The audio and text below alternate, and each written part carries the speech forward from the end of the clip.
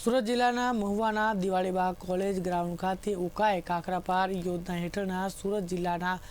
નહેર આધુનિકીકરણના કામોનું રાજ્ય કક્ષાના મંત્રી મુકેશ પટેલના વરદ હસ્તે ખાતમુહૂર્ત કરવામાં આવ્યું।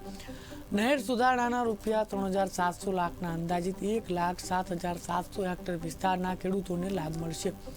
23 જેટલી કેનાલોનું આધુનિકીકરણ કરવામાં આવશે,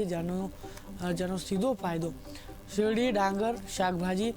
આંબાવાડી જેવા રોકડિયા પાક લેતા ખેડૂતોને થશે। નહેરના આધુનિકીકરણના કામોનું ખાતમુહૂર્તનો પ્રસંગ માનનીય મંત્રી શ્રી મુકેશભાઈ પટેલ સાહેબ દ્વારા કરવામાં આવ્યો અને એ કામ 38 લાખના એટલે 38 કરોડના કામો આમાં આગામી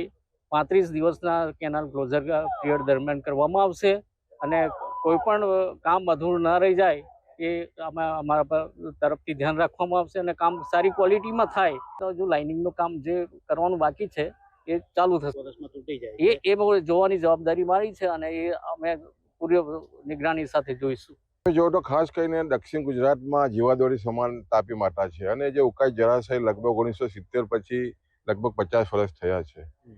એટલે સ્ટ્રક્ચરો પણ જૂના થયા છે અને વહન શક્તિ જે રીતે ખેડૂતોની ખાસ કરીને ખેતરોમાં જે રીતે પિયત વ્યવસ્થાની માંગ વધી છે, એટલે સ્વાભાવિક છે કે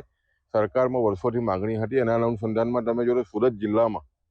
લગભગ 2100 કિલોમીટરથી વધારે નહેરોની લંબાઈ છે અને લગભગ 1800 કિલોમીટર બાકી થઈ છે। લગભગ 300માં ખાસ કરીને દક્ષિણ ગુજરાત જે લીલોતરું બન્યું છે ઉકાઈ જળાશયને કારણે છે અને જે રીતે નહેરોની સુધારણા થઈ રહી છે, એટલે અમને ચોક્કસ આશા છે કે આવનારા દિવસોમાં ખૂબ જ ઝડપથી હર ખેત કો પાણી જે વાત સરકારનું સૂત્ર છે એ ચોક્કસ સાર્થક થશે એવું અમારું પ્રમુખશ્રીઓ, સુગર ચેરમેનના પ્રમુખશ્રીઓ, ખેડૂતો અહીંયા હાજર રહ્યા હતા ત્યારે ખૂબ આનંદની લાગણી છે કે આ વિસ્તારની અંદર પર કામો એટલે અમે શરૂઆત તો કરી દીધી હતી, પરંતુ આજે એક આ વિસ્તારની અંદર ખૂબ મોટા કામો લગભગ નીચે વાર લાગતી હોય પણ આજે દેશના વડાપ્રધાન મોદી સાહેબે નેવના પાણી મોભે પહોંચાડવાનું